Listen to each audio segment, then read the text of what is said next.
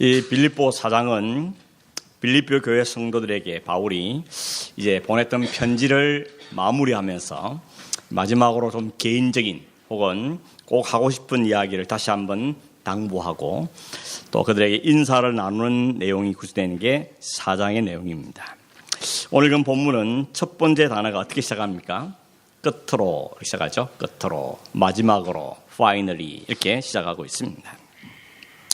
바울은 우리가 본 것처럼 4장을 시작하면서 성도들 가르쳐 말할 때 나의 사랑하고 사모하는 형제들이여, 나의 기쁨이고 나의 면류가 아닌 사랑하는 자들아 라고 아주 애정이 듬뿍 담긴 표현을 사용해서 그들 불렀습니다. 그러고 나서 그들에게 몇 가지 당부를 하고 있는 중에 있습니다. 그 첫째가 뭐였는가 하면 주 안에 서라 하는 것이었죠. 주 안에 서라, stand firm in Lord 이렇게 말하면서 주님 안에 분명하고 확실하게 서야 된다. 이걸 바울이 첫 번째 강조한 내용이었습니다. 당부한 내용입니다. 왜 그렇게 씁니까? 그만큼 그 당시만 해도 빌립보 교회가 여전히 어려움이 있었습니다. 그 어려움이란 것은 거짓 교사들이 들어와서 참된 복음이 아닌 거짓되고 물탄 복음을 전하고 성도의 믿음을 유혹하여서 믿음을 흔들고 있었기 때문에 바울은 당부한 거죠. 진리에 분명하게 서 있어야 됩니다. 그래야 넘어지지 않고, 그래야 유혹당하지 않고, 그래야 말씀의 능력을 체험해 살 수 있습니다. 그런 의미에서 첫 번째로 강조한 게 주 안에 굳게 확실하게 서 있으십시오 하는 부탁이었습니다. 두 번째는 주 안에서 같은 마음을 품으십시오 하는 것이었죠. 같은 마음을 보십시오. 특히 빌립보 교회 안에 다툼의 원인이 되었던 요디아와 순두계 이름을 꼭 집어서 권면합니다. 이 두 사람은 여인이죠. 처음부터 다툰 건 아니었습니다. 오히려 바울이 표현한 거 보면 함께 복음을 위해서 힘쓰던 여인들이었다 이렇게 말하죠. 그래서 정확한 이유는 모르겠지만 아무튼 마음이 나누어졌습니다. 그 아이들을 향해 바울은 말하죠. 지금 나누어졌지만 저들을 비난하거나 비판하기보다는 저들 도우라고 말합니다. 이유를 말할 때 그러죠. 저들이 생명책에 기록됐기 때문이다 이렇게 말합니다. 함께 생명책에 기록된 사람이기 때문에 비난하거나 비판하는 것이 아니고 그를 돕는 게 맞는 거다 하는 이야기를 바울이 했습니다. 세 번째 부탁은 뭐였는가 하면 주 안에서 항상 기뻐하라 하는 것이었습니다. 항상의 말이 걸리죠. 기쁠 때 기쁘고 슬플 땐 슬프고 화가 나면 화가 나고 그래야 되는데 항상 every day, every time 언제든지 항상 기뻐하라고 바울이 이야기했습니다. 그러면서 그냥 안 되는 거 아는 바울이 말하기를 주 안에서 이렇게 붙이죠. 주님 안에서. 그 말은 주님 안에 있을 때 우리가 항상 기뻐할 수 있다 하는 이야기를 하고 있는 것입니다. 바울이 정인이죠. 이 편지를 쓰고 있는 바울은 지금 어디 있습니까? 감옥 안에. 감옥 안에 갇혀 있는 환경과 감옥 안에는 자신을 비난하고 시기하는 사람들의 모함과 수군거림도 있었고 더군다나 생사를 오가는 이렇게 살아나갈지 죽어나갈지 모르는 그런 형편 가운데 처해 있는 바울이 이 빌립보 교회를 향하여서 뭐라 그러죠? 기뻐하라. 또 기뻐하라. 이 기뻐하란 말이 빌립보에서 가장 핵심 키워드라고 말씀드렸죠. 나처럼 여러분도 기뻐하라 라고 이야기하고 있는 것입니다. 그렇게 할 수 있는 이유가 뭐겠습니까? 바울은 자기를 둘러싸는 환경, 자기를 비난하는 사람들, 죽고 사는 문제 이 모든 속에서도 주 안에서 얻을 수 있는 평강과 기쁨을 깨달은 것입니다. 그래서 그 모든 문제를 뛰어넘을 수 있는 복음을 이미 가졌고 예수 그리스도 안에서 그는 참 비밀을 깨달았기 때문에 그렇게 그리스도 안에 있는 사람은 항상 기뻐할 수 있음을 이야기하고 있는 것입니다. 여러분 우리가 기쁠 때만 기뻐하는 것은 그건 본능적인 것이죠. 그러나 주 안에 있으면 도저히 세상 사람들은 어떻게 저 상황에 기뻐할 수 있는가 싶은데 기뻐하는 것입니다. 찬송이 나와지게 되는 것이죠. 장례식 때 찬송 부르는 것은 기독교밖에 없죠. 그 슬픈 상황에서 찬송을 부릅니다. 하나님을 향해서 노래를 부르고 있는 것입니다. 네 번째는 지난주에 본 건데 아무것도 염려하지 말라는 것이었습니다. 대신에 뭐라 그럽니까? 모든 일에 기도와 간구로 하나님께 아뢰라 하는 것이었습니다. 염려라는 것이 왜 생긴다 그랬죠? 마음이 나누어질 때. 하나님만 전적으로 신뢰하고 의뢰하면 괜찮았는데 거기에 내 생각이 들어가고 내가 뭘 해야 된다고 생각 들고 내가 문제를 책임져야 되는 생각이 들어갈 때에 하나님을 전적으로 신뢰하는 것 마음에 내가 한 자리 끼면 그게는 염려가 찾아오게 되는 것입니다. 내가 내 인생을 책임져야 할 때마다 우리는 문제가 해결되는 것이 아니라 오히려 염려가 우리를 더 지배하게 되는 것이죠. 그럼 바울은 이야기하죠. 염려거리들이 없을 수는 없겠지만 염려거리 찾아오면 너희들 뭘 해야 되느냐. 그 모든 것을 하나님께 아뢰라고 말씀하는 겁니다. 이 아뢰는다는 말은 맡긴다는 거죠. 의지하고 하나님 이런 문제가 생겼으니까 하나님 도와주십시오 하고 하나님께 아뢰라는 것입니다. 근데 여기 단서가 하나 있죠.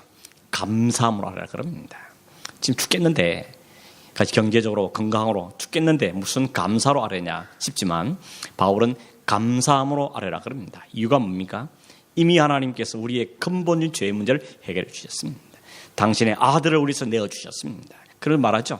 내가 아들도 내어줬는데 너희들 구하는 내가 응답하지 않겠냐 말씀하시죠. 그래서 그 하나님을 신뢰하기 때문에 우리 마음속에 기도할 마음이 생기는 겁니다. 그것도 감사함으로. 지금 상황이 당장 좋아진 안 해도 하나님이 반드시 선한 것으로 좋은 것을 이끌어갈 것을 믿고 신뢰하기 때문에 감사함으로 하나님이 기도할 수 있게 된다는 것을 말씀하고 있는 것입니다. 그런 다음에 오늘 본문이 이어지는데 이제 그동안 이야기했던 것을 마무리 지면서 끝으로 마지막으로 한 가지 더 당부하고 싶다 이렇게 이야기하는 것이죠. 그게 8절과 오늘 읽은 9절인 것입니다. 이 말씀을 다시 한번 제가 읽어드리겠는데 우리 개역성경 말고 세번역 성경으로 한번 읽어드리겠습니다.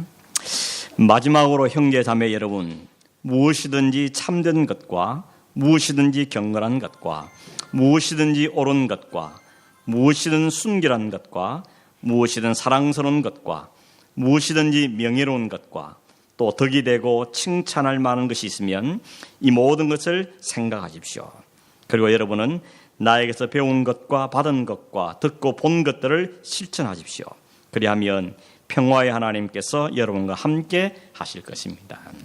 이 긴 문장 속에 동사는 두 개입니다. 하나는 생각하십시오 하는 거고 또 하나는 실천하십시오. 우리 성경에는 생각하라 그리고 행하라 이렇게 되어 있죠. 이 두 가지를 지금 당부하고 있는 것이죠. 그러니까 바울은 지금 마지막으로 우리의 당부하는 게 뭔가 하면 빌립보 성도에 당부하기를 이것들을 잘 생각하고 그리고 이것들을 행하십시오 라고 말합니다. 생각하고 행하라 하는 것이죠. 뭘 생각하라 그럽니까? 6가지를 이야기하고 있는데 첫째는 무엇이든지 참된 것 그걸 생각하라 그럽니다. 여기 참되단 말은 헬라 말로는 알레테이라는 단어인데 진실하다, 옳다, 정직하다, 절대적이다 이런 뜻을 가지고 있습니다. 영어 성경에는 true, 신뢰, truth라고 번역하고 있습니다. 여러분 무엇이 진실하고 무엇이 옳고 무엇이 정직하고 무엇이 절대적인가?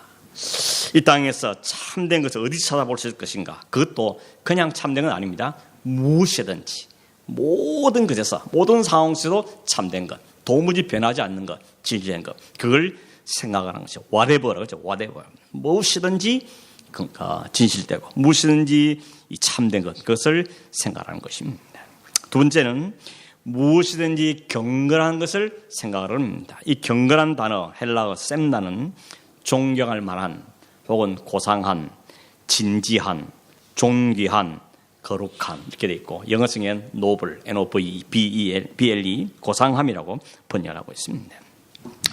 우리가 살고 있는 시대가 얼마나 고상한 시대인가 얼마나 고상한 것들이 많은가 생각해 보십시오. 사실 경건과 고상함과는 거리가 상당히 멀죠. 오히려 척박하고 경박스럽고 가볍고 어리석고 이런 것이 오늘의 세상인 것입니다. 지식도 가볍고 말도 가볍고 경박스럽고 삶도 어리석습니다. 이런 세상에 살면서 우리가 생각하는 게 뭐냐? 경건인 것입니다. 그것도 무엇이든지 어떤 상황 어떤 배드든지 경건한 것 그게 뭔지를 생각하는 것입니다.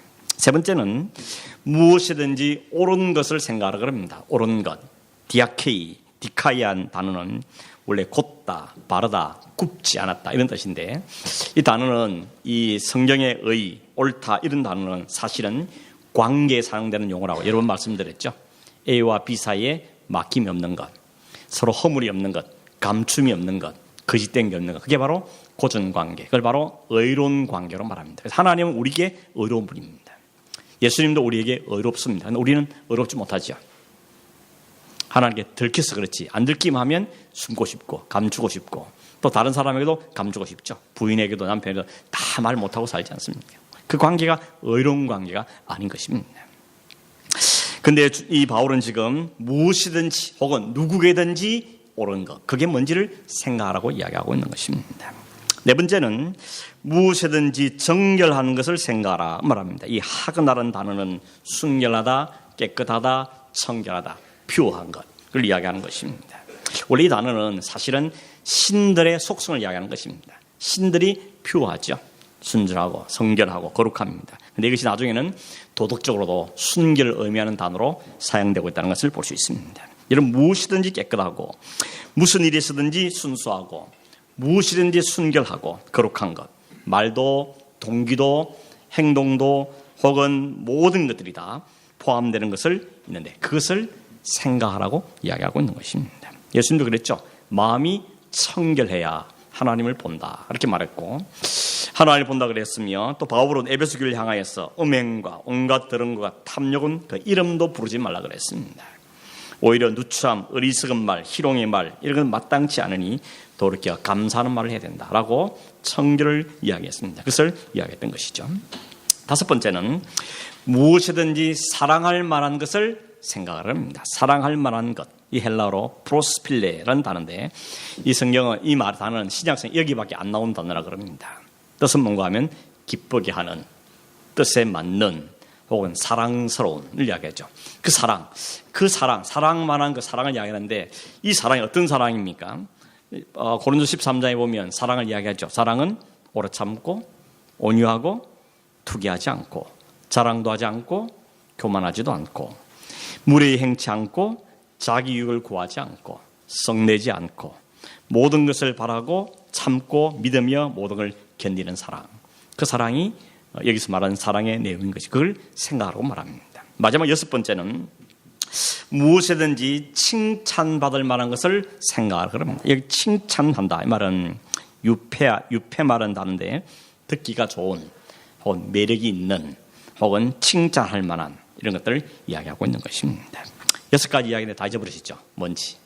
아무튼 있습니다. 그죠? 있는데 이 여섯 가지 말한 다음에 바울이 한 번 더 붙이기를, 또 거기다가 덕이 되거나 혹은 칭찬만한 것이 있으면 그것도 생각하라 이렇게 이야기하고 있습니다. 바울의 권면에 의하면 이런 여섯 가지들이 우리가 생각해야 될 빌립보 교회 성도들에게 이것들을 꼭 생각하십시오. 내가 마지막으로 부탁하는데 이걸 꼭 기억하십시오. 항상 기억하십시오. 늘 기억하십시오 라고 이야기하고 있는 것입니다. 이 말을 들으면서 별 생각이 들으면, 그래 참된 걸 생각해야지, 그래 순결한 걸 생각해야지, 사랑을 생각해야지, 칭찬받는 생각해야지, 이렇게 우리가 생각하면서 그 말씀은 다 좋은 말씀이다, 그렇게 해야지 라고 생각하며 넘어가기 쉽습니다. 그런데 이걸 사실은 이 단어는, 이 여섯 가지는 붓글씨로 멋지게 써가지고 액자에 딱 넣어가지고 예수 믿지 않은 사람에게도 선물하면 굉장히 좋아할 겁니다. 그렇죠? 내용도 얼마나 좋습니까? 아주 좋은 명구인 것입니다. 간디도 산상복을 그렇게 좋아했다고 하지 않습니까? 심령에 가는 자 복이 있고 막 이러니까 이게 진짜 진리의 말씀이라고. 그런데 예수는 안 믿는 거죠. 바울이 훌륭한 격언과 도덕군자 같은 말을 우리에게 생각하라고 하실 걸까? 여러분, 이 편지 지금 마지막입니다. 막바지입니다. 빌립보 교회 성도들에게 지금까지 쭉 이야기했던 그들에게 마지막 부탁하면서 이렇게 도덕적으로 잘 살아야 된다, 다른 사람의 칭찬을 받아야 된다, 이야기를 하고 끝내는 게 맞을까 하는 생각을 해보게 되는 겁니다. 여러분이 만약에 바울 같으면 편지를 그렇게 마무리하겠습니까? 지금까지 쭉 해왔던 말과는 좀 다르게, 다른 말은 윤리적인 말로 끝내겠냐는 것입니다. 그렇지는 않겠죠. 여러분, 적어도 바울이라면 지금 마지막 편지를 끝내면서 다급한 마음으로, 간절한 마음으로 세상 윤리나 도덕의 의미를 말할 사람은 결단코 아니라는 걸 우리가 알 수 있습니다. 왜냐하면 물론 바울이 지금 윤리나 도덕을 무시한 건 아닙니다. 도덕적으로 잘 살고 선하게 살고 그것도 필요한 것이죠. 그러나 적어도 이 상황 속에서 바울이 그 이야기를 하면서 편지를 맺을까 생각해 보면 그렇진 않을 겁니다. 그래서 이 말들이 담고 있는 진짜 바울의 의도는 뭘까 하는 걸 알기 위해서는 바울이 그동안 편지 속에 써왔던 그 흐름을 생각해 보면 짐작이 가는 것입니다. 여러분, 몇 구절만 생각해 보겠는데 1장 20절에 보면 이렇게 되어 있습니다. 한번 보시죠. 1장 20절 다 있으시죠? 빌립보 1장 20절 같이 읽어볼까요? 시작. 나의 간절한 기대와 소망을 따라 아무 일에든지 부끄러워하지 아니하고 지금도 전과 같이 온전히 담대하여 살든지 죽든지 내 몸에서 그리스도가 존귀하게 되게 하려 하나니. 바울의 생각에 꽉 차 있는 건 뭡니까? 살든지 죽든지, 감옥에 있든지 나가든지, 사람 나를 핍박하든지 안 하든지 그의 온통 관심은 예수 그리스도, 그분 그리스도가 존귀히 되는 게 그분의 마음을 꽉 차지하고 있는 생각인 것입니다. 또 그 다음 읽어보겠습니다. 빌립보 1장 27절 시작. 오늘 너희는 그리스도 복음에 합당하게 생활하라. 이게 바울의 생활의 원칙입니다. 내가 뭘 하든지 복음에 합당하게 살기를 힘쓴다. 이게 바울의 원칙인 것이죠. 그 다음 빌립보 3장 8절입니다. 조금 넘어가서 3장 8절 읽어보실까요? 시작. 모든 것을 해로 여김은 내 주 그리스도 예수를 아는 지식이 가장 고상하기 때문이라. 내가 그를 위하여 모든 것을 잃어버리고 배설물로 여김은. 예수 그리스도를 아는 지식이 가장 고상하고, 그래서 다른 모든 것은 배설물로 여긴다고 말하는 게 바울의 가장 가치 있는 게 뭔지를 알려준 거죠. 바울이 가장 가치 있게 생각하는 것은 그동안 자기가 아주 공리들 말할 수 있는 7가지 있었죠. 뭐 헬란이다, 할례를 먼저 받았다, 나는 이스라엘 사람이다, 베냐민 사람 지파다, 나는 율법으로는 바리새인이다, 나는 그리고 열심으로 교회를 핍박한 자였다, 율법으로 의로운 자였다. 떵떵거리며 사람이 큰 소리를 치는 모든 7가지 있음에도 불구하고 그 모든 걸 뭐라 그러죠? 그다 배설물로 내가 여긴다. 왜냐하면 가치가 바뀐 겁니다. 내 인생에 가장 가치 있는 것은 이제 더 이상 그것들이 아니고 내 가장 가치 있는 것은 뭡니까? 예수 그리스도. 그분이 나에게 가장 가치 있는 것이라고 이야기하고 있는 것입니다. 그러므로 그의 삶의 방향과 목적도 달라졌죠. 3장 12절입니다. 오직 내가 그리스도 예수께 잡힌 바 된 그것을 잡으려고 쫓아가노라. 바울의 방향과 목적은 예수 그리스도께 잡힌 것. 그게 뭐겠습니까? 복음인 것이죠. 그리스도의 복음을 위하여서 사는 게 자신의 삶의 목적과 방향인 것을 분명하게 이야기한 것입니다. 정리하면 바울은 예수를 만났습니다. 그리고 예수의 가치를 발견해버렸습니다. 알아버렸습니다. 그래서 이제는 그 그리스도를 더 알기를 원하고, 이제 그 그리스도를 증가하는 삶을 살기 원하고, 그 그리스도가 전부인 삶을 살고 싶은 게 바울의 생각이고 마음인 것입니다. 예수로 충만하기를 원하고 복음에 합당한 삶을 살기 원하는 것이 바울의 유일한 목적인 것입니다. 그럼 바울이 마지막 편지를 끝내면서 잘 사십시오, 선하게 사십시오, 칭찬받으십시오, 그렇게 끝날 일 없다는 것입니다. 그 바울의 마음을 담아서 종합적으로 정리하면서 하는 말은 그런 말이 아니라는 것입니다. 그럼 이런 바울이 지금까지 전하고 때로는 책망도 하고 가르치던 것은 오직 그리스도였던 것이죠. 그러므로 마지막 편지 결론을 내면서 그 엑기스는 결국은 다시금 예수 그리스도를 이해하게 맞는 것입니다. 그렇지 않겠습니까? 여러분이 편지 쓴다면 그렇지 않겠습니까? 지금 쑥 썼던 것을 마지막에 종합하면서 내가 가장 하고 싶은 말, 가장 엑기스를 모아서 말한다면 역시 그가 예수 그리스도를 이야기할 수밖에 없다는 것입니다. 물론 삶도 필요하죠. 도덕적으로 사는 게 필요 없다는 말은 아닙니다. 그러나 지금 이 상황에서 바울이 가장 하고 싶은 이야기는 바로 그것인 것입니다. 그러므로 예수 그리스도를 말할 수밖에 없는 것이죠. 그래서 결국 뭡니까? 이 6가지를 가만히 들어보면 이 모든 속성은 예수 그리스도에게만 발견될 수 있는 속성인 것입니다. 예수님 외에 그 어떤 사람도 그 어떤 누구도 이런 삶을 살아낼 사람은 없습니다. 살아온 사람은 없습니다. 그럼 바울은 그 그리스도를 깊이 생각하고 이야기하는 것입니다. 그 그리스도가 어떤 분이라 그럽니까? 그리스도는 그 그리스도 바로 우리 말씀한 것처럼 무엇이든지 참되신 분이고 무엇이든지 경건하신 분이고 옳으신 분이며 정결하신 분이고 사랑받을 만하며 칭찬받을 만하고 모든 것에 완벽한 걸 가르친 분이 바로 주님이라는 것이죠. 그럼 우리가 깊이 생각하고 늘 생각하고 항상 생각하는 그 주님이라는 겁니다. 그 주님이 어떻게 사셨는지, 그분이 어떤 분인지, 그분이 하신 일이 무엇인지, 그 주님을 생각하고 깊이 묵상하고 살아가는 것이 바로 그것입니다. 첫 번째 걸 생각해 보면 무엇이든지 참된 것, 어느 상황이나 환경에 관계없이 참된 진리, 그 진리는 복음밖에 없고 그 복음이 진리인데 그 진리는 예수 그리스도시죠. 예수님이 그러지 거예요. 내가 곧 길이고 내가 진리고 내가 생명이다. 주님이 진리입니다. 유일한 진리죠. 더 웨이고 더 트루스입니다.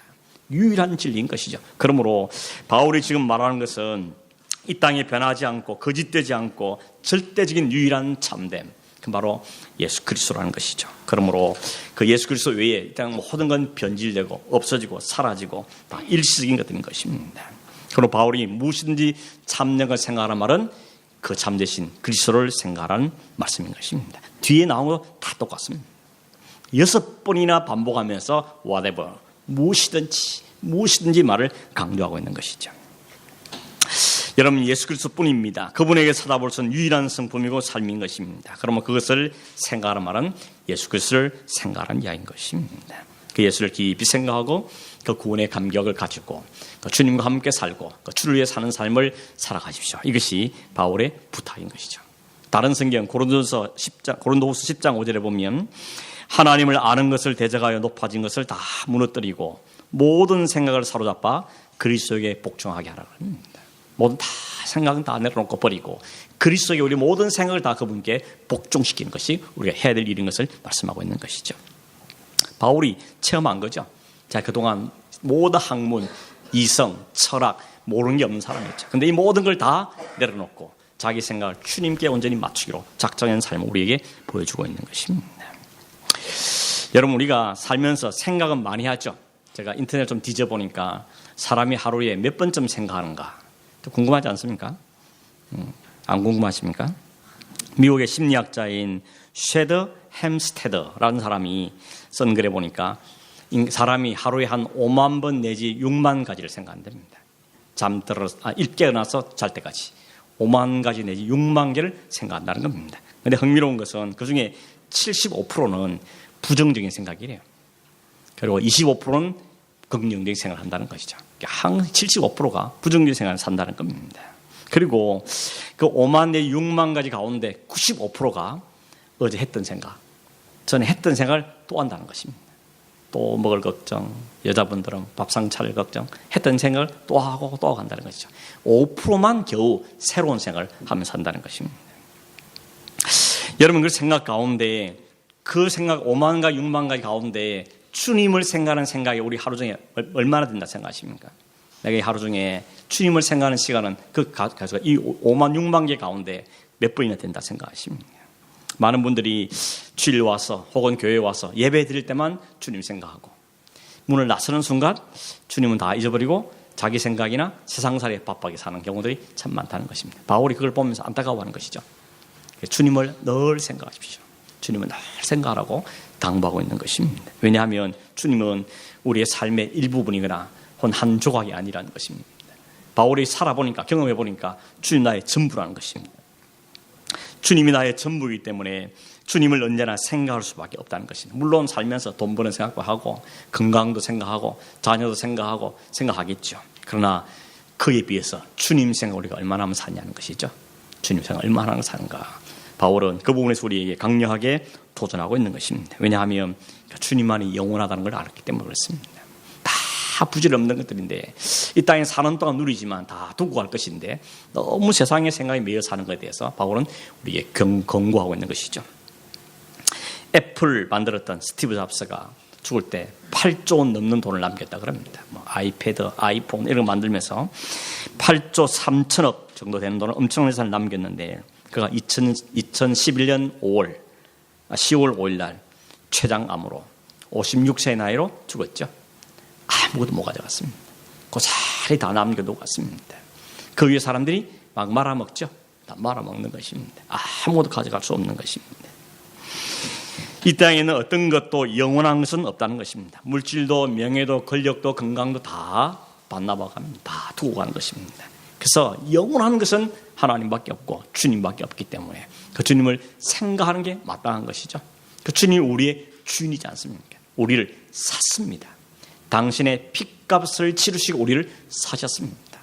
여러분, 종이 주인을 섬기면 어떻게 됩니까?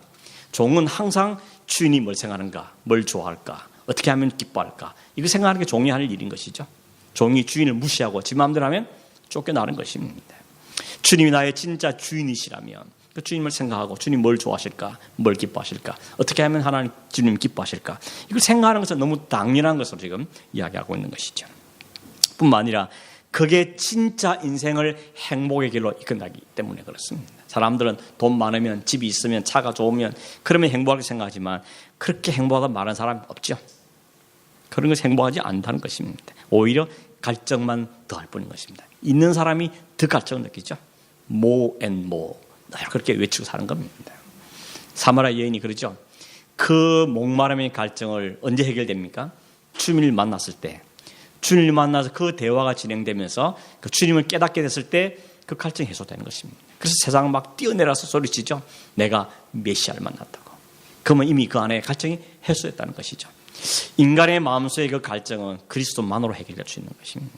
그러므로 그리스도를 생각하는 너무 마땅하고 당연한 것을 바울 우리에게 강조하고 있는 것입니다. 다시 한번 말씀드리면 이런 바울은 우리에게 또 빌립보 성도들에게 항상 이것들을 생각하십시오. 이것들이 뭔지 들여다보니 그게 바로 다 예수 그리스도를 설명하는 것이었습니다. 그러나 결국은 그리스도를 깊이 생각하는 것이 첫 번째 당부입니다. 9절에는 두 번째 동사가 나오죠. 행하라는 것입니다. 이 행하라는 단어가 어떤 단어인가 하면 프라세테라는 단어는 실천한다, 연습한다, 적용한다, exercise 혹은 practice 이런 단어를 가지고 있습니다. 그걸 연습하라, 그걸 exercise 하라는 것입니다. 바울이 뭘 하랍니까? 그동안 나에게서 배운 것, 나에게 받은 것, 나에게 들은 것, 또 나에게 너희들이 본 것, 그걸 행하라고 이야기합니다. 듣고만 있지 말고, 알고만 있지 말고 실제 삶의 프랙티스하라고 설명하고 있습니다. 그러면 바울이 말하죠. 그렇게 열심히 연습하면 그렇게 사는 인생이 될 거야. 그렇게 세상에 멋진 인생이 될 수 있어. 그리스도인다운 삶을 살 수 있어 라고 말하면 좋은데 그렇게 말하지 않죠. 그렇게 말하지 않습니다. 바울이 말하는 것은 다 할 수 있다, 너희도 그러면 예수님처럼 된다, 그렇게 말한 것이 아니죠. 바울이 이미 먼저 자기가 경험했습니다. 3장 12절 14절 이렇게 말했죠. 내가 이미 얻었다 함도 아니요 온전히 이뤘다 함도 아니라 오직 내가 그리스도 예수께 잡힌 바 된 그것을 잡으려고 달려가노라.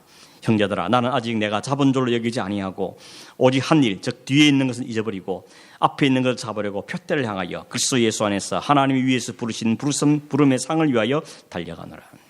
바울은 방향과 목적은 분명히 선 겁니다. 이게 목적이다, 이게 내가 할 방향이다 하는 안 겁니다. 그래서 그 목적과 그 방향에서 열심히 달려가고 있습니다. 그런데 아직도 달려가기 멀다는 아는 것이죠. 내가 이걸 완전히 이룬 것이 아니고 다 잡은 것도 아니고 다 실천한 것도 아니라는 것이죠.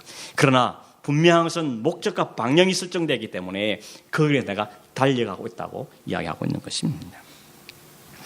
그 이야기 좀 하고 있는 것이죠. 여러분 운동 좋아하시는 분들 이미 경험하셨죠? 골프를 하신다, 그러면 혹은 테니스를 좋아한다, 그러면 여러분 로저 페더러가 운동하는 그 경기만 맨날 쳐다보고 있으면 실력이 늡니까? 안 되죠. 보고 전 저렇게 하는구나, 전 저렇게 하는구나, 야 기가 막히네. 그런 다음에 맞게 들고 가야 되는 겁니다. 가서 해보는 겁니다. 해보면 뭐가 드러납니까? 나는 실력 없는 사람이구나, 이게 드러나죠. 다 자기 실력이 뾰록 나는 것입니다. 그럼 어떻게 됩니까? 다시 가서 연습하고 또 책도 보고 또 TV 보면서 연구하고 또 가서 실천해보고, 그러면 실력이 쌓여져 가는 것입니다. 골프 좋아하시는 분이 맨날 골프 TV만 보는 분이 있죠. 나는 보는 게 좋아. 그런 사람은 보는 걸로 만족해야 되는 겁니다. 실력이 자라려면 필드로 가야 되는 거죠. 거기 가서 휘두르보고 이때는 안 되는구나, 이렇게 땅을 치는구나, 이러면서 자기의 부족을 깨닫게 되는 겁니다. 그러면 또 다시 연구도 하고 생각도 하고 살펴보고, 그러면서 그게 프랙티스인 거죠. 우리 신앙생활도 마찬가지인 것입니다. 여러분 제가 한참 테니스 배울 때 제가 분당에 살 때 있는데 제대한 다음에 아파트 단지 안에 테니스 치는 분들이 있었어요. 다 이제 교회 안 다니는 분들 대부분이죠. 그래도 꼽살이 끼어가지고 같이 치는데 이분들이 꼭 잘 안 되면 하는 이야기가, 아니 목사님 내가 그걸 못 받아요? 이런 거예요. 그래서 얼마나 창피하기도 하고 자존심 상하고 그랬는지 제가 몰래 열심히 레슨 받고 훈련한 기억이 있습니다. 그러다 보니까 실력이 조금씩 자라가게 되는 것이죠. 창피해도 실력이 뾰록이 나야 됩니다. 그래야 자기가 현실을 알고 내 위치가 이거구나 알고 노력을 하게 되는 것이죠. 그게 프랙티스가 가지는 묘미인 것이죠. 연습 없이는 승리할 수가 없다는 것입니다. 지금 바울이 이걸 생각하고 내게 배운 걸 행하라는 말에 그 말인 것입니다. 그걸 프랙티스하라는 것입니다. 실제 삶에서 적용해 보라는 것입니다. 그러면 다 할 수 있단 말이 아니고 네 실력이 드러날 거라는 것입니다. 내가 아직도 갈 길이 멀구나. 내 교회 안에서 상당히 괜찮은 사람인 줄 알았는데, 내가 신앙이 좀 있는 사람이 생각하고 남을 좀 지도하는 사람인 줄 알았는데, 내 삶의 현장에 팍 부딪히니까 여지없이 자신이 얼마나 고락산에 볼품없는지를 뾰록 나는 것입니다. 들통 나는 것입니다. 내 영적인 실력이 이것밖에 안 되는구나 하고 깨달아지는 겁니다. 그러면 어떻게 됩니까? 어디서 넘어졌는지, 무엇이 잘못인지 다시 깨닫고 바로 잡는 거죠. 그게 회개인 거죠. 회개가 뭡니까? 자신의 간을 깨닫고 다시 돌아서는 게 회개인 것입니다. 이게 내 실력이나 내 바람이나 희망이나 결심만으로 되는 게 아니구나. 그걸 알기는 어떻게 합니까? 코치를 찾아가듯이 하나님께 찾아가, 하나님 나를 좀 도와주십시오. 하나님 은혜가 꼭 필요합니다. 나 혼자 일어서 보려고 했는데 자꾸 자빠지고, 나 혼자 열심히 해보려고 하는데 자꾸 넘어집니다. 하나님 나 좀 도와주십시오. 하나님 앞에 나가죠. 그게 기도죠. 기도는 문제 해결하는 우리 방망이, 요술 방망이 아닙니다. 하나님과 만나서 자신을 토로하고 자신의 은혜를 구하고 하나님을 교제하는 것이 기도인 것이죠. 그런 통로를 우리에게 주신 것이 말씀이죠. 말씀을 듣고 설교를 듣고 성경을 읽고 성경을 공부하고, 그러면서 이게 그런 거구나. 이때 내가 이래서 안 되는 거구나. 이게 하나 이러고 하는구나. 깨달아가고 또 깨달아가고, 그렇게 프랙티스를 계속 해가는 것입니다. 그렇게 하면 뭘 약속하시죠? 그렇게 하면 경지에 이르느니라. 그러면 좋을 텐데 그러지 않고 뭘 약속합니까? 평강의 하나님이 너희와 함께 하실 것이다. 이렇게 말합니다. 순서를 잘 보십시오. 이렇게 잘 해내면 잘했어. 내가 평강을 줄게. 그러지 않고 그 넘어지고 자빠지는 그들에게 하나님이 찾아오셔서 평강으로 우리와 함께 하신다는 겁니다. 그 말은 무슨 말입니까? 다 직계 행하면 행함을 주는 것이 아니고, 그렇지 못하여서 빌빌거리는 우리에게 하나님이 찾아오셔서 우리를 지치지 않도록, 포기하지 않도록 곁에서 격려하시는 겁니다. 그 평강을 우리는 샬롬이라 그러죠. 그 샬롬은 조건이 이루어져서 오는 평강이 아닙니다. 그게 아니고 조건이 안 이루어져도 불구하고 하나님과 위로를 확인할 때 주어지는 그 마음의 평강이 여기 말하는 샬롬인 것이죠. 넘어져 자빠졌을 때, 부족을 실수하고 넘어져 자빠졌는데 곁에 계신 주님께서 야, 손잡아, 일어나, 당겨주시고 일으켜주시고 괜찮아, 또 가면 돼, 격려해 주시는 그 주님이 곁에 계실 때 마음에 평강이 찾아오는 것입니다. 부족해서 연약해서 자빠지면 속상하죠. 울기도 합니다. 그러나 한편으로는 주님 내 손 붙잡고 계시고 나를 일으켜준다는 사실 때문에 마음의 평강을 회복하게 되는 것이죠. 바울은 지금 이걸 우리 약속하고 있는 것입니다. 열심히 달려가면 이루어내면 그제서야 만족이 오고, 그 평강이 아니고 여전히 부족하지만, 여전히 넘어지고 자빠지지만 그 사실을 인정하고 고백할 때 하나님이 그래, 너 원래 약한 거야. 그래서 내가 너를 아들 보내주지 않냐. 그래서 내가 성령을 보내주지 않냐. 내가 너와 끝까지 함께한다. 이 평강이 우리를 찾아올 때 우리는 부족함에도 불구하고 마음 평강을 유지하고 누리게 되어진다는 사실을 말씀하고 있는 것입니다. 말씀 맺겠습니다. 여러분, 이걸 경험해보지 않은 사람은 모르는 겁니다. 바울은 자기가 경험하고 이 사실을 성도들에게 지금 이야기하고 있는 것입니다. 이게 원리입니다. 내가 이렇게 살고 있습니다. 이게 살아보니까 이게 진짜 참입니다. 그리스도를 깊이 생각하십시오. 그리고 실제적으로 살아보십시오. 그리고 하나님 은혜를 구하십시오. 하나님 우리에게 평강으로 함께 하실 겁니다. 이 이야기 우리에게 하고 있는 것입니다. 우리가 다 그 길 가고 있는 사람들인 겁니다. 그래서 여러분, 지치고 힘들고 피곤해도 낙심할 이유는 없습니다. 왜냐하면 평강의 주님께서 옆에서 계신다는 거죠. 우리와 함께 with you라고 말하고 계시죠. 너와 함께 한다고 주님이 말씀하고 계시는 것입니다. 방향은 이미 정해졌습니다. 골도 정해져 있습니다. 우리가 할 일은 그 골 목표를 향해서 열심히 달려가는 것입니다. 가다가 신나게 한 번에 확 가면 좋겠는데 안 그렇죠? 자빠지고 넘어지고 굴곡 있는 삶을 살게 됩니다. 그럼에도 불구하고 그때마다 그리스도를 다시 생각하고 주님을 생각하고 그 주님을 닮아가기 힘쓰고 그 주님의 위로를 얻고 그 평안을 다시 회복하고 달려가는 것이 성도의 삶인 것입니다. 이 은혜가 여러분에게 이해가 되어지고 깨달아지고 바로 함께 나도 그 길 가겠습니다. 나도 그렇게 살기를 원합니다. 이 고백이 여러분의 고백이 되기를 주님을 축원합니다. 한번 기도하겠습니다. 두 가지 기도하겠습니다. 첫째는 주님, 내가 주님을 깊이 생각하며 주님과 늘 교제하며 살기를 원합니다. 영원하시고 나의 주인이시며 진리시고 우리의 진정한 행복을 주실 그 주님을 늘 생각하고 알아가고 배워가고 닮아가는 삶이 되기를 원합니다. 우리를 다스리시고 인도해 주십시오. 두 번째는 배우고 듣고 본 것을 내 실제 삶에서 구체적으로 실천해보고 적용해보고 나를 발견하고 때로 회개하고 다시 일어서며 평강의 주님의 손을 붙잡고 계시는 그 주님과 함께 이 길을 걸어가기를 원합니다. 나와 함께 주옵소서. 이런 점으로 합심해서 같이 한번 기도하겠습니다. 고마우신 하나님, 오늘 연약한 저들에게 또 잘 알지 못한 저들에게 바울을 통하여서 어떻게 살아야 될지, 무엇을 해야 될지, 또 하나 우리 어떻게 돌보신지를 말씀해 주셔서 감사합니다. 주님을 늘 생각하며 주님과 교제하며 주님과 함께 이 믿음의 걸음을 잘 걸어가는 우리 온 성도 되도록 도와주시길 원하옵고, 이 원리들을 이 바울이 먼저 살아갔고 우리의 강구하게 당부하는 이 삶을 우리도 살아가고 또 다른 사람을 그 삶으로 초대하며 이끌어가는 이런 삶이 우리 온 성도들 가운데, 우리 교회 가운데 일어나도록 역사하여 주시옵소서. 이 길을 걸어가는 우리들에게 힘주시고 용기 주시며 이해하고 깨닫아서 기꺼이 이 길을 찬송하며 갈 수 있는 저희 되도록 인도하여 주옵소서. 예수님의 이름으로 기도하옵나이다. 아멘.